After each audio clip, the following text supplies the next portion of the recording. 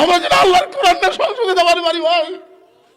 নয় বার অন্যায় ভাবে আমাকে জেলের মধ্যে নিয়ে যাওয়া হয়েছে, আমার আঙ্গুল ভাঙ্গা দিছে, এই দেখেন এখানে খুঁটা ঢুকে দিয়ে। কি মনে করেন আপনারা? আমি কোনোদিন হাসিনার সময় হক কথা বলা আমি ছাড়িনি, ডাইরেক্ট বলবার না পারে অ্যাঙ্গেল বলেছি, যার কারণে আপনাকে কালায় স্বপন আমাকে ঢুকতে দেয়নি। আপনারা জানেন আপনাকে হিসপিত আমাকে ধরে 10টা ফেন্সিল গাড়ির মধ্যে ঢুকে দিল, 10টা ফেন্সিল ঢুকে দিল আমার গাড়ির মধ্যে। কি মনে করছেন? হুজুর টাকা দেন, যা ওয়াজ করে যা পাচ্ছেন টাকা দেন, না হয় ফেন্সিল লিখে দেবো। আমার 1 বছর এখানে আসতে পারি নাই, অনেক লোক বাইরে থেকে চিল্লাচ্ছে, ও তো মিস দিল, আজকে আবার আসলো। হ্যাঁ, ওরা কিন্তু বাইরে থেকে দুধ করতেছে। আমার এই শোনেন, আপনাকে যে পুনুট নাই পাশে পুনুট, ওই পুনুটে একদিন ওয়াজ করে এক লোক বলতে, হুজুর আপনারা এত টেকালে কি করেন? আপনার যে একদিন করে এক বানি করে টেকালেন, এই টেকালে কি করেন? তদন্ত কর, এই টেকালে কি করি তদন্ত কর। এই বাংলাদেশের 17 বছর আমি ওয়াজ করেছি একাধারে, জনগণ আমাকে যে ঠকাছে, উপরে খালি 100, ভিতরে খালি 10, এরকম মোটা করে আমার হাতত দিয়েছে, আমি পকেটে থুছি। 2007 সালে আমার গাড়ির সাহাবী যখন অ্যাক্সিডেন্ট করে মারা গেল, আমি আহত অবস্থায় হাসপাতালে আসলাম। আমি মরার কথা, কিন্তু আমার সাথীটা মরে গেল। তখন বাড়িতে আসলে আব্বা করছে, কে রে বক্তা, তুইও যদি মরে যাস তোর নাম গন্ধ পৃথিবীর থাকবে, তখন ইউটিউব নাই, ফেসবুক নাই, কোনো কিছু নাই, যেটার ওয়াজ সেটি শেষ। তখন আব্বা কইল, শোন, এই যে মানুষ তোকে টাকা দেয়, এই টাকাটা আস্তে আস্তে একটু জমা কর, নিজের জমি কেনার জন্য, বাসা করার জন্য না ভাই, মাদ্রাসা মসজিদ এতিমখানা তৈরি করার জন্য। 2007 সাল থেকে টাকা জমা করতে করতে 14 সালে আমি একসঙ্গে মসজিদ মাদ্রাসার ভিত দিলাম। তখন আমার জায়গা ছিল 12 শতক, এখন জায়গা হচ্ছে 235 শতক। সমস্ত জায়গায় হলো আল্লাহ লা ইলাহা ইল্লাল্লাহ মুহাম্মদ রাসূলুল্লাহর নামে ওয়াকফ করা। ওখানে 1 শতক জায়গা মান নাই।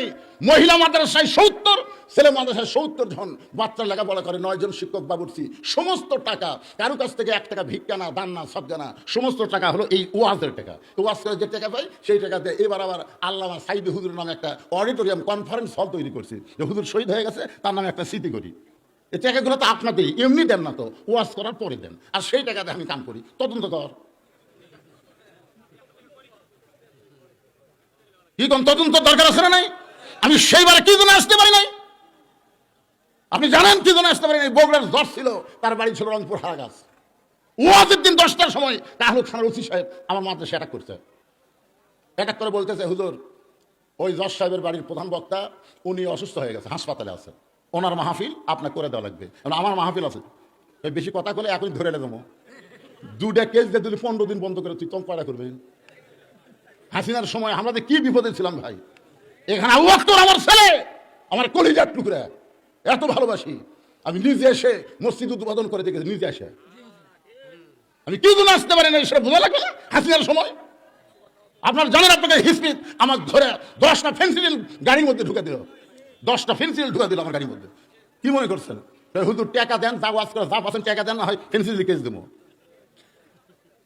আমরা যে কত বিপদে ছিলাম, তদন্ত না করে খালি দোষ দেন, তদন্ত না করে দোষ দেন আগে জানেন আমরা কত বড় বিপদে ছিলাম। আলিমদেরকে কত কষ্ট দেওয়া হয়েছে, 9 বার অন্যায় ভাবে আমাকে জেলের মধ্যে নিয়ে যাওয়া হয়েছে, আমার আঙ্গুল ভাঙ্গা দিছে, এই দেখেন এখানে খুঁটা ঢুকে দিয়ে। কি মনে করেন আপনারা? আমি কোনোদিন হাসিনার সময় হক কথা বলা আমি ছাড়িনি, ডাইরেক্ট বলবার না পারে অ্যাঙ্গেল বলেছি, যার কারণে আপনাকে কালায় স্বপন আমাকে ঢুকতে দেয়নি। কি কি তদন্ত করার দরকার নাই? অজীব হুজুরকে দোষ দেন ভাইজান। আল্লাহ যেন এই কষ্ট থেকে আমাদের বাঁচায়, আমরা যেন আল্লাহর কোরআনটা সংশোধিত পারি ভাই। শুধু কোরআনের ওয়াজ করলে হবে না, বাস্তবে কোরআন অনুযায়ী মুসলমানকে চলা লাগবে। জোরে কার কথা ঠিক কিনা?